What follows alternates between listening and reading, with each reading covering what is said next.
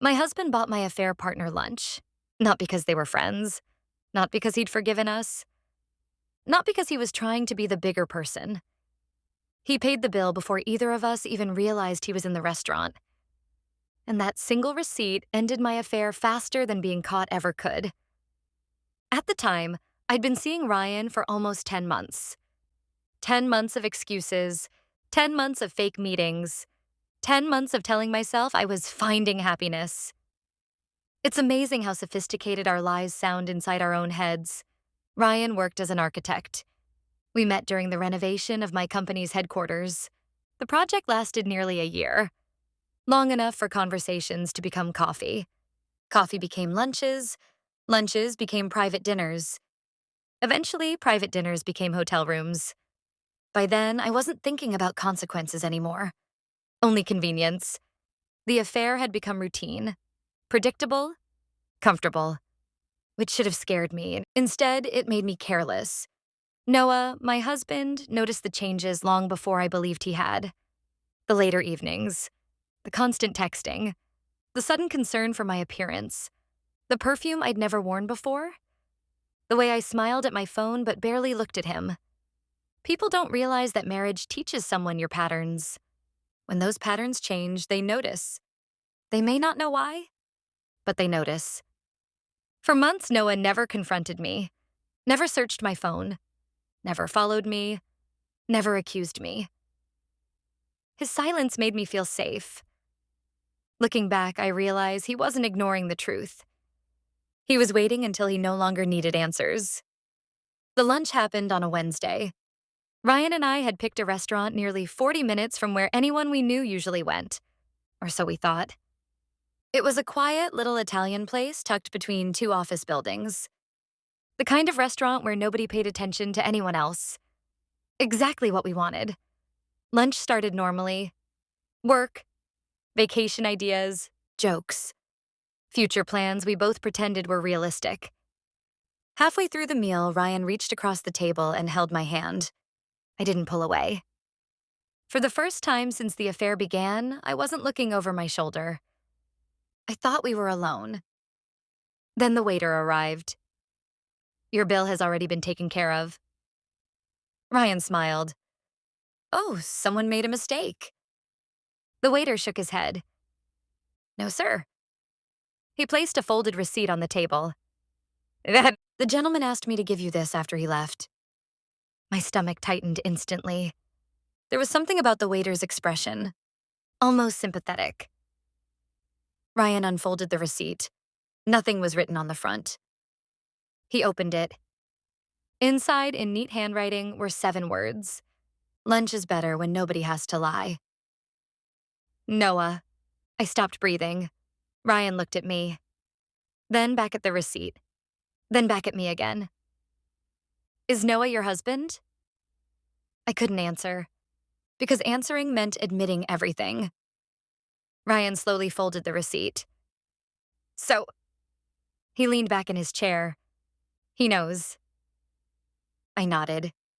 Barely. The silence between us lasted almost a full minute. Then Ryan asked something I'd never expected. "How long?" I stared at the table. I don't know. But I did know. Deep down. Long enough? Long enough that he'd stopped trying to catch me. Long enough that he'd simply accepted reality. The drive home was the longest of my life. I rehearsed explanations, confessions, apologies. Every version sounded pathetic. When I opened the front door, Noah was making spaghetti, like every Wednesday. The smell filled the kitchen. For one brief moment, it felt like every ordinary evening we'd ever shared. Then I remembered the receipt. Noah looked up. "Hey." Just hey. No anger. No sarcasm. No performance. I stood there holding my purse. "You paid for our lunch?" He nodded. I did. "Why?" He stirred the sauce before answering. Because it seemed like the least awkward way to introduce myself. I actually laughed. Not because it was funny, because my brain couldn't process anything else. Then I started crying. Hard. The kind of crying that leaves your chest aching. Noah turned off the stove, pulled out a chair, and quietly said, "We should talk." We talked until almost 2 in the morning. No yelling, no insults, no accusations, just honesty. More honesty than we'd shared in years. At one point, I finally asked him how he'd known where we were. "I followed you?" He smiled. "No." I frowned. "Then how?" He reached into a drawer, pulled out a small notebook. Inside were dozens of restaurant names, dates, meeting times, receipts. Not because he'd hired a private investigator, because I'd been careless. Every expense report, every calendar entry, every unexplained charge. Over 10 months, I'd practically documented my own affair. "I wasn't looking for proof," Noah said quietly. "It just kept finding me." The sentence crushed me, because it was true. No dramatic investigation, no secret cameras, just my own lies piling on top of each other. The divorce happened 5 months later. Ryan and I tried to make a relationship work. It lasted less than a year. Turns out it's difficult to build trust with someone who helped you betray another person. Who knew? Years passed. Life settled. Our children grew older. Eventually, Noah remarried. I genuinely hoped he'd found happiness. One spring afternoon, we attended our son's college graduation together. We found ourselves sitting side by side while everyone else searched for seats. For the first time in years, I asked the question that had stayed with me. "Why did you pay for lunch?" Noah smiled immediately, like he'd expected it. "I wanted to buy myself something." I blinked. "What?" He laughed softly. "Closure." I didn't understand. So he explained. "I knew if I confronted you at home, we'd argue. If I called Ryan, he'd deny everything.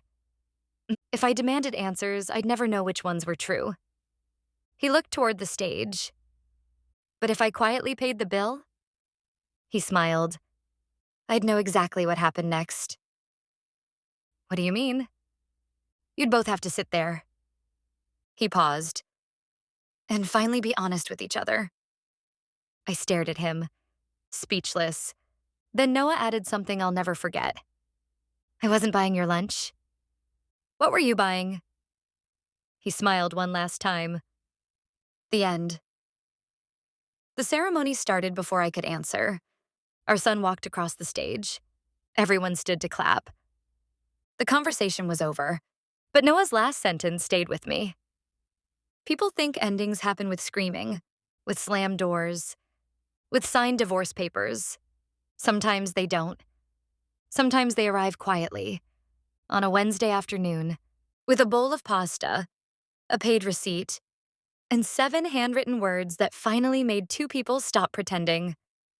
Looking back now, I barely remember what Ryan and I talked about over lunch. I don't remember what we ordered. I don't even remember the restaurant's name.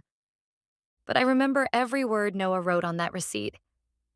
Because that wasn't the day my husband bought my affair partner lunch. It was the day he stopped paying for a marriage that only one of us was still trying to save.